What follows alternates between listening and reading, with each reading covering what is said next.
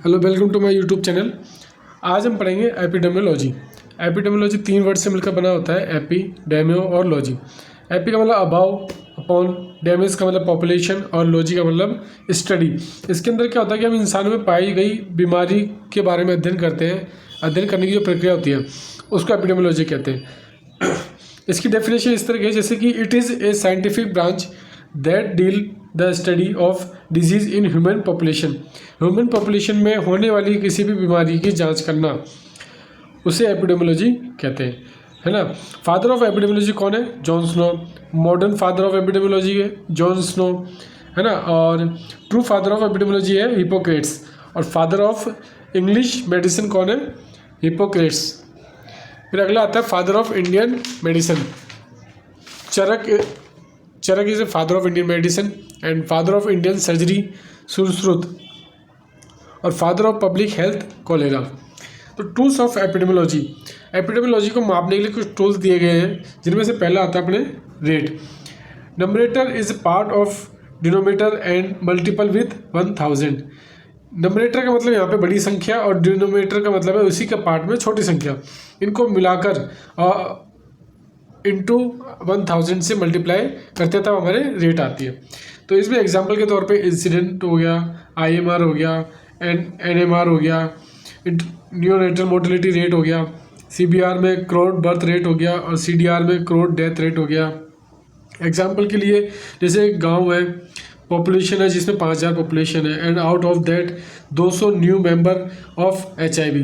मतलब 5000 पॉपुलेशन है जिसमें 200 न्यू मेंबर ऐड हो गए HIV के, और 500 ऑलरेडी थे। तो इसका इंसिडेंट जो होगा वो क्या होगा? तो इसमें इसी में अपन ये फॉर्मूला लगाएंगे रेट का, N/D 1/1000। ओके, इसमें सॉल्व नहीं किया हुआ, बट आप इसको आराम से इस फॉर्मूला लगा के सॉल्व कर सकते हैं। ठीक है, इसमें n की जो संख्या आएगी वो आएगी 200, यानी न्यू जो नए केस जुड़े वो 200 आएंगी, और जो टोटल पहले के जो केस थे उस टोटल अपनी जो संख्या है उसमें भाग करके इंटू 1000 कर देंगे। ठीक है, फिर उसके बाद अपना आंसर आ जाएगा लगभग 40%। ठीक है, आगे आता है रेशियो। सेकंड आता है रेशियो। रेशियो के अंदर क्या होता है कि relationship in between two different values. Ratio के अंदर क्या होता है कि टू डिफरेंट वैल्यूज़ के बीच में जो रिलेशनशिप होता है उसको शो करता है।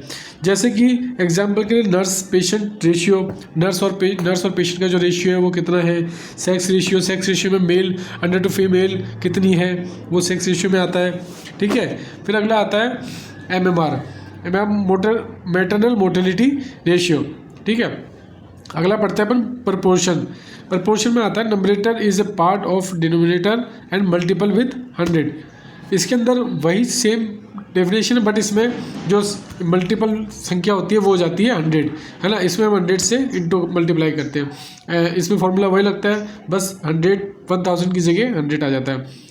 तो इसमें result express into percentage values, इसमें जो रिजल्ट होता है वो परसेंटेज वैल्यू में शो किया जाता है। इस एग्जांपल के लिए प्रिविलेंस, यहाँ पे प्रिविलेंस का मतलब क्या होता है कि नए और पुराने मरीजों को जोड़ के जो बनाया जाता है उसको प्रिविलेंस कहते हैं। ठीक है, फिर दूसरा एग्जाम्पल है CFR एंड विरुलेंस। विरुलेंस में क्या होता है कि किसी भी बीमारी के कारण होने वाली मृत्यु या डेथ या किसी पॉजिटिव एजेंट की वजह से होने वाली डेथ को यहाँ पे विरुलेंस कहते हैं। ठीक है, एग्जांपल के लिए अपन देखेंगे 5000 पॉपुलेशन, है ना, और HIV है जिसमें 200 न्यू केसेस है, ओल्ड 500 केसेस है। तो इसमें हम निकालेंगे प्रिविलेंस में क्या होता है कि वही होता है जो संख्या में दी गई जो न्यू केसेस है उन दोनों को टोटल कर लिया जाता है, और जो टोटल संख्या है उसमें भाग दे दिया जाता है, और इंटू करके 100 से मल्टीप्लाई करके लगभग 40% इसका आंसर आता है। ठीक है, इस तरह के आप 2-3 एग्जाम्पल लेके आराम से सॉल्व कर सकते हैं। आगे दूसरा एग्जाम्पल है जिसमें प्रिविलेंस और इंसिडेंट दोनों निकालेंगे। New patient of TB 150 and old patient 350। Out of 2000 population what is incident and prevalence. सबसे पहले हम इंसिडेंट्स निकालते हैं। हम इंसिडेंट में क्या होता है वही फॉर्मूला लगता है, बट इसमें अपन किससे इंटू करते हैं 1000 से, N/D इंटू 1000। तो इसमें 150 और 150 अपॉन 2000 इंटू 1000। तो इस फॉर्मूले को सॉल्व करेंगे तो अपना आंसर आएगा 75। इस तरीके से अपन और भी लेंगे तो उसमें अपना आंसर अपन कर सकते हैं एग्जाम्पल के तौर पे, ठीक है। दूसरा इसमें निकालते हैं प्रिविलेंस। प्रिविलेंस में भी वही फॉर्मूला लगता है, बट इंटू क्या किससे करते हैं, 100 से। तो यहाँ पे बस प्रिविलेंस में क्या होता है कि जो भी टोटल संख्या होती है उन दोनों को जोड़ दिया जाता है, नए और पुरानों को, ठीक है। तो 150 यहाँ पहले के केसेस, नए केसेस जुड़ जाएंगे, और जो पहले केसेस है 350, उन दोनों को मिला के 500 हो जाएगा। और जो टोटल संख्या है उसको नीचे लिख देंगे और इंटू कर देंगे 100 से, तो अपना आंसर लगभग 25% आ जाएगा, ठीक है। अगला आता है IMR, infant mortality rate. Infant mortality rate को ऑल्सो दूसरे नाम से जानते हैं, जैसे also known as health indicator के नाम से भी जाना जाता है। It should be represent with 1000। अपन IMR को किससे रिप्रेजेंट करते हैं, 1000 से, ठीक है। Most common causes of IMR, मतलब IMR इन्फेंट मोर्टेलिटी रेट होने के मोस्ट कॉमन कॉजेज कौन कौन से होते हैं, pre maturity and pre term. 1 साल से कम मृत्यु दर का कारण ही प्री मेच्योरिटी वगैरह, प्री टर्म वगैरह ये चीज़ें होती हैं। इट इज़ ए रेट, इसको क्या कहते हैं अपन, रेट कहते हैं। अगला आता है MMR। MMR में क्या होता है कि मैटरनल मोर्टेलिटी रेशियो होते हैं, ठीक है। इसमें रेट नहीं आता, MMR में रेशियो आता है, ठीक है। It is a ratio also known as social indicator. इसके क्या किस में आता है, सोशल इंडिकेटर में आता है। It should be express with 1 lakh live birth. इसको किसके द्वारा एक्सप्रेस किया जाता है, 1 लाख जीवित बच्चों को लेके, ठीक है। मोस्ट कॉमन कॉजेज, इसका मोस्ट कॉमन कॉज क्या होता है MMR का, पोस्टपार्टम हेमरेज, ठीक है। अगला आता है U5MR, अंडर 5 मोर्टेलिटी रेट। तो इसमें also known as socio economical indicator. Socio economical indicator के नाम से भी अपन इसको जानते हैं। इसमें मोस्ट कॉमन कॉजेज ऑफ होते हैं अंडर 5 का निमोनिया। अंडर 5 मोर्टेलिटी रेट का मोस्ट कॉमन कॉज क्या होता है, निमोनिया, ठीक है। अभी जैसे क्वेश्चन में अभी कई बार ये पूछा जाता है कि सोशियो इकोनॉमिकल इंडिकेटर में अपन किसको लेते हैं। अगर ऑप्शन में अंडर 5 MR आता है तब तो आंसर अंडर 5 MR ही होगा। अगर ये नहीं आता तो सेकंड ऑप्शन अपना होगा IMR, इन्फेंट मोर्टेलिटी रेट, ठीक है। Most common morbidity in pregnancy. Most common morbidity या कोई बीमारी जो प्रेगनेंसी में क्या होती है, वो होती है एनीमिया की, ठीक। अगला पढ़ते हैं इरेडिकेशन एंड एलिमिनेशन। इरेडिकेशन और एलिमिनेशन, इसमें एलिमिनेशन का मतलब क्या होता है, disease should be absent but agent still present. मतलब जो बीमारी होती है किसी व्यक्ति में या किसी जगह, वो ख़त्म हो चुकी होती है, बट उसका जो एजेंट होता है बीमारी का, वो उस एनवायरनमेंट में प्रेजेंट होता है। और दूसरा है इरेडिकेशन। इरेडिकेशन में क्या आता है कि disease absent as well as agent absent, मतलब डिजीज भी इसमें एब्सेंट है और जो एजेंट है वो भी एब्सेंट हो जाता है।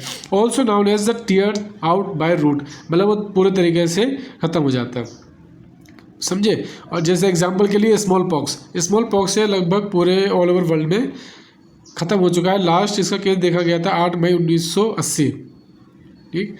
दूसरा आता है कंट्रोल के अंदर क्या आता है, session of disease at the level that may not convert into public health problem. इसके अंदर क्या आता है कि किसी भी बीमारी को उस लेवल तक नहीं फैलने दिया जाए कि वो पब्लिक हेल्थ प्रॉब्लम बन जाए, ठीक है। तो हम उसको पहले ही उसको रोक लेते हैं। तो उसके लिए 2 चीज़ें, जैसे आइसोलेशन और क्वारंटाइन। आइसोलेशन में क्या होता है कि separation of disease person. Isolation में उस पर्सन को अलग किया जाता है जो बीमार है, उसको आइसोलेट किया जाता है फॉर मैक्सिमम कम्युनिकेबिलिटी, ताकि कम से कम वो चीज़ें फैले, कम से कम वो बीमारी फैले, इसलिए उसको अलग कर दिया जाता है।